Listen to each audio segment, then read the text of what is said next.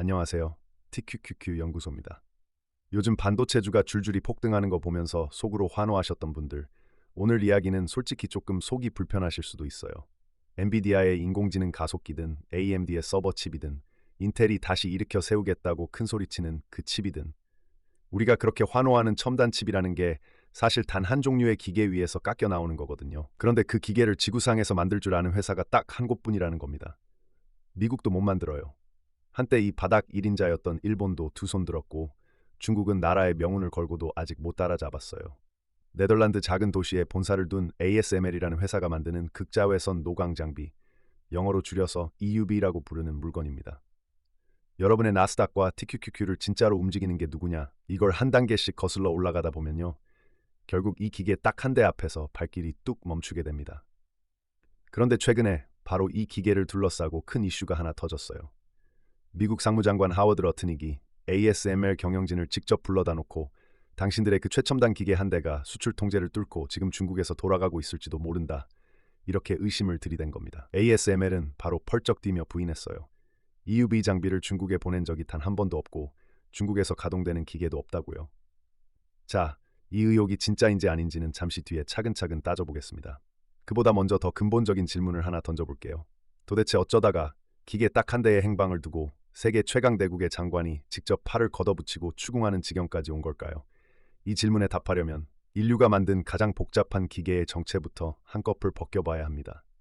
이 기계가 하는 일을 딱 한 문장으로 줄이면 이래요. 빛으로 그림을 그립니다. 손톱만 한 칩 안에다가 머리카락 굵기의 수천 분의 1 수준으로 가느다란 회로를 수백억 개씩 새겨 넣어야 하는데요. 그렇게 미세한 선을 그으려면 아주 짧은 파장의 빛이 있어야 해요. ASML이 쓰는 빛은 13.5나노미터짜리 극자외선입니다. 문제는요, 이런 빛이 자연에 그냥 굴러다니는 물건이 아니라는 거예요.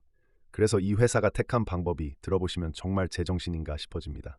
초당 5만 번 녹인 주석 방울을 공중에 쏘아 올린 다음 거기에 레이저를 2번 연달아 때려서 플라스마로 터뜨려요. 이때 그 작은 점 하나의 온도가 22만 도 가까이 치솟습니다. 이게 얼마나 뜨거운 거냐면요. 태양 표면보다 40배쯤 뜨거운 인공 불꽃이에요. 그걸 눈 깜짝할 사이에 5만 번씩 만들어낸다는 겁니다. 그렇게 짜낸 빛을 이번엔 거울로 반사시켜서 칩 위에 새겨야 하는데 이 거울이 또 인간이 만든 물건 중에 가장 매끄러운 표면이에요.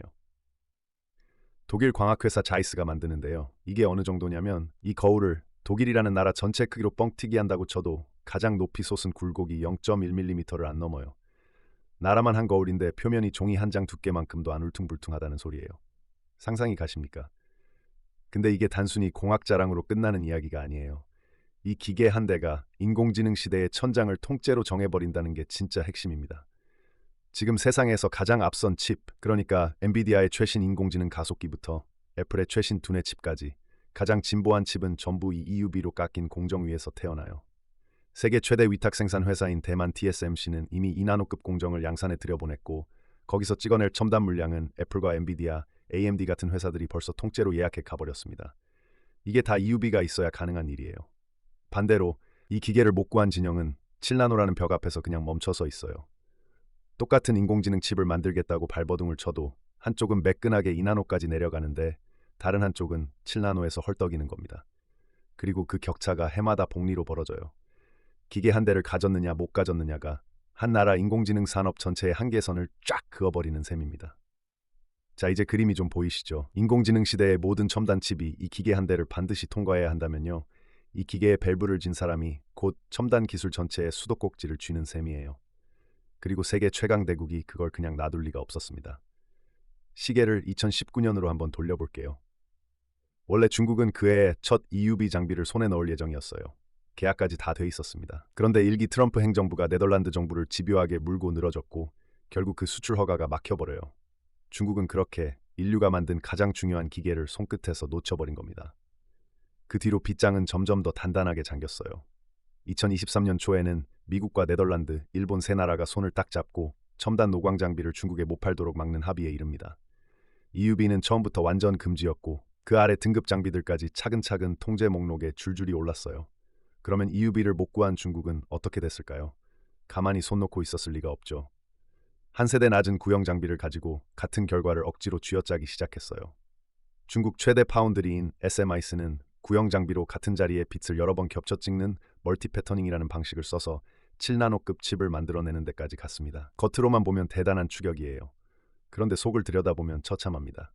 같은 칩을 만드는데 대만 TSMC보다 원가가 40에서 50%나 더 들고 제대로 된 칩이 나오는 비율은 절반에도 못 미친다고 알려졌어요. 돈을 2배로 쓰고 절반을 갖다 버리면서 흉내만 내고 있는 거예요.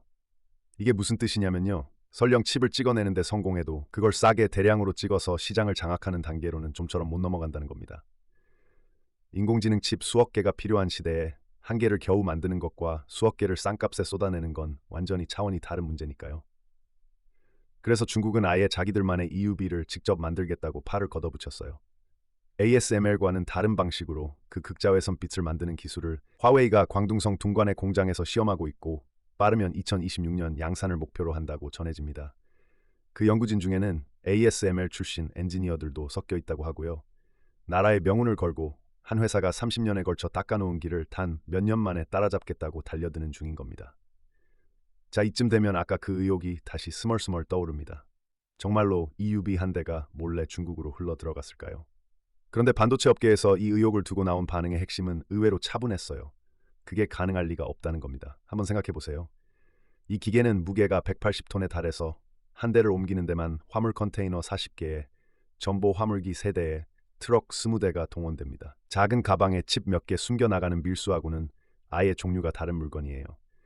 게다가 이 기계는 사다 놓는다고 저절로 돌아가주는 물건이 아니에요.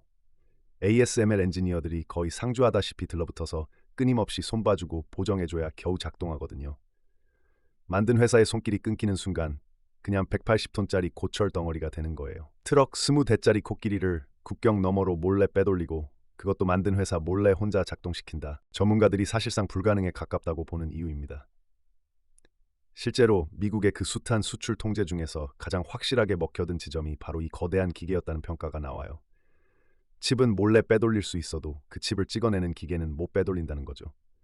그리고요, 이 이야기는 멀리 네덜란드나 중국만의 남의 집 일이 결코 아닙니다. 우리 한국도 정확히 같은 줄에 서 있어요. 삼성전자와 SK하이닉스가 인공지능 시대의 핵심 부품인 고대역폭 메모리, 줄여서 HBM에서 앞선 기업으로 꼽힌다는 건 우리 모두의 자부심이죠.